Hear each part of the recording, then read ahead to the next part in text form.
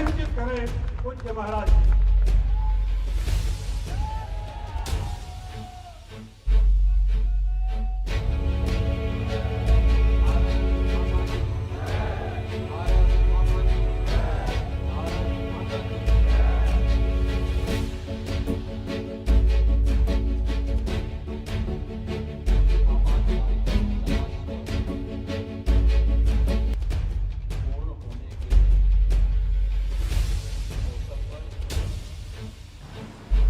Bharatiya Janata party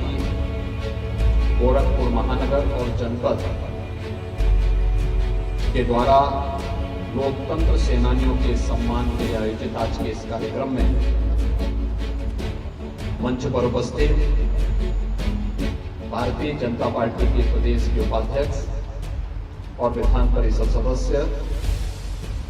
doctor Dharmendra Singh ji, क्षेत्रीय अध्यक्ष श्री सहजानंद राय जी,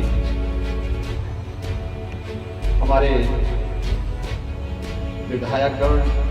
गोरखपुर ग्रामीण से श्री विपिन सिंह जी, पिपराइच से श्री महेंद्र पाल सिंह जी, चुल्लूपार से श्री राजेश त्रिपाठी जी, सहजनवा से श्री प्रदीप शुक्ला जी, पूर्व विधायक और लोकतंत्र सेनानी श्री शीतल पांडे जी, महानगर महामंत्री श्री ओम प्रकाश शर्मा जी, जिला उपाध्यक्ष छोटेलाल मौर्य जी, मनोज शुक्ला जी, महानगर और जनपद के अंदर रह रहे सभी हमारे लोकतंत्र सेनानीगण और उपस्थित गोरखपुर के सभी भारतीय जनता पार्टी के पदाधिकारी, कार्यकर्ता, बहनों और भाइयों, भारतीय संसदीय लोकतंत्र का एक काला अध्याय आज से ठीक 50 वर्ष पहले मध्य रात्रि में श्रीमती इंदिरा गांधी जी के नेतृत्व में कांग्रेस ने लिखा। जब इस देश के अंदर संविधान का गला घोंटते हुए लोकतंत्र को नष्ट करने की एक साजिश के तहत कांग्रेस ने इस देश पर आपातकाल थोपा था। नागरिकों के अधिकार समाप्त कर दिए गए, प्रेस की आजादी छीन ली गई, न्यायालयों को उनके अधिकारों से वंचित कर दिया गया और पूरे देश के अंदर एक तानाशाही जैसा माहौल तत्कालीन कांग्रेस ने लागू करने जब कुत्सित कार्य किया था। आज हम सब कांग्रेस पार्टी की इस तानाशाही पूर्ण रवैये के खिलाफ 50 वर्ष पूर्ण होने के उपरांत अपने उन लोकतंत्र सेनानियों का सम्मान करने के लिए यहां पर आए एकत्र हुए हैं, जिन्होंने उस समय अपने परिवार की चिंता किए बगैर भारत के संविधान को बचाने के लिए, भारत के लोकतंत्र को बचाने के लिए अपने आप को संघर्ष में झोंका था।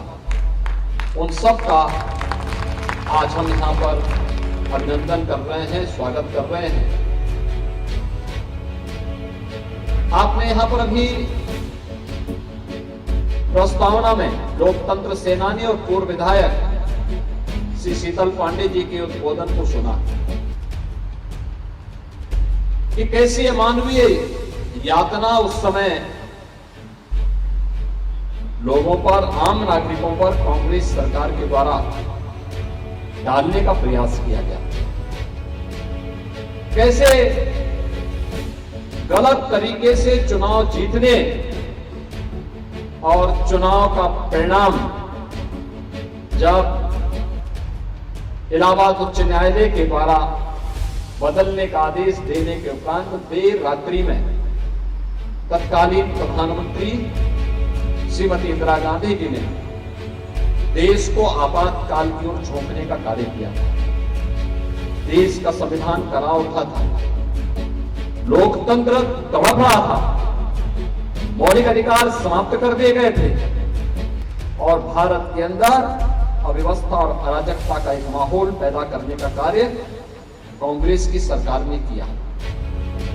कांग्रेस ने आज से 50 वर्ष पहले आपातकाल थोपा। यह लोकतंत्र और संविधान को कुचलने की एक पराकाष्ठा थी। ऐसा नहीं कि कांग्रेस ने आजादी के तत्काल बाद लोकतांत्रिक मूल्यों का सम्मान किया। जब भी कांग्रेस को अवसर मिला, कांग्रेस ने लोकतंत्र का गला घोंटने से कभी कोई परहेज नहीं किया। याद करिए, देश की अखंडता को बनाए रखने के लिए भारत के जिस संविधान ने हम सबको एक व्यवस्था दी और स्वतंत्र भारत में जिस संविधान के माध्यम से हम संपूर्ण भारत को एकता और एकात्मता के सूत्र में बांध करके आगे ले जा सकते हैं, इस भारत के लिए जो संविधान हमें प्राप्त हुआ था, आजादी के कुछ ही यानी संविधान लागू होने के कुछ ही दिनों के बाद हमेशा रहा है जिन दलों ने देश के अंदर तानाशाही को जन्म दिया, परिवारवाद को जन्म दिया, जातिवाद और क्षेत्रवाद की राजनीति को बढ़ावा देकर के देश को तुष्टीकरण की आग में झोंकने का काम किया और ये लगातार हुआ। आपने देखा होगा, देश के अंदर 1947 में देश आजाद होता है। आजाद होने के बाद देश के संविधान को बनने में जो समय लगा, 26 जनवरी 1950 को भारत ने अपने संविधान को लागू कर दिया। 1952 में पहला आम चुनाव होता है और उसके उपरांत जिस प्रकार के पद पद पर संघर्ष का एक लंबा कालखंड हम सबके सामने, डॉक्टर श्यामा प्रसाद मुखर्जी का बलिदान हम में से कोई विस्मृत नहीं कर सकता। ये भी कांग्रेस की कुत्सित तानाशाही के खिलाफ किया गया पहला बलिदान था, जहां पर उन्होंने एक नारा दिया था कि एक देश में दो विधान, दो प्रधान और दो निशान नहीं चलेंगे और इसके खिलाफ एक व्यापक आंदोलन खड़ा हुआ। आज आप देख रहे हो, कांग्रेस को यह बात अच्छी नहीं लगी कि डॉक्टर श्यामा प्रसाद मुखर्जी के उस सपने को साकार करने का कार्य प्रधानमंत्री मोदी जी के नेतृत्व की भारतीय जनता पार्टी की एनडीए सरकार कर रही है। और जब मोदी जी के नेतृत्व में कश्मीर में धारा 370 समाप्त करके कश्मीर को देश की मुख्य धारा के साथ जोड़ने का काम हुआ, ये कांग्रेस नेतृत्व की सरकार इसको कैसे स्वीकार कर सकती है। और स्वाभाविक रूप से इन्होंने तभी से एक प्रयास प्रारंभ किया और उस प्रयास का हिस्सा है कि देश के अंदर गुमराह करने के लिए विदेशी ताकतों का सहारा लेना, देश के अंदर अलग अलग तबके को पहले बांटने की कुत्सित चेष्टा करना, संविधान खतरे में है का एक झूठी अफवाह फैलाने का काम करना, आरक्षण समाप्त करने का काम हो रहा है, इसके नाम पर गुमराह करने का कार्य करना, ये कांग्रेस की उसी कुत्सित चेष्टा का हिस्सा था। और इसके वे सभी मास्टरमाइंड जो इसके हिस्से थे, वे लगातार इसके बारे में देश की जनता को गुमराह करते रहे। और जिन लोगों ने, जिनके पूर्वजों ने, जिन आज की उन पार्टियों ने जो इंडी गठबंधन के अंदर कांग्रेस का सपोर्ट कर रहे हैं, समर्थन कर रहे हैं, इनके संस्थापकों ने कभी कांग्रेस के खिलाफ लोकतंत्र को बचाने के लिए उस मुहिम का हिस्सा बनकर के जिस आंदोलन के उपस्थित आज उसी आंदोलन को कुचलने का कार्य ये दल कांग्रेस की गोदी में बैठ करके कर रहे हैं। आज जब हम लोकतंत्र के इन सेनानियों के सम्मान के साथ कांग्रेस के द्वारा 25 जून 1975 में लिखे गए आपातकाल के इस काले अध्याय की निंदा कर रहे हैं, उन यातनाओं का स्मरण कर रहे हैं,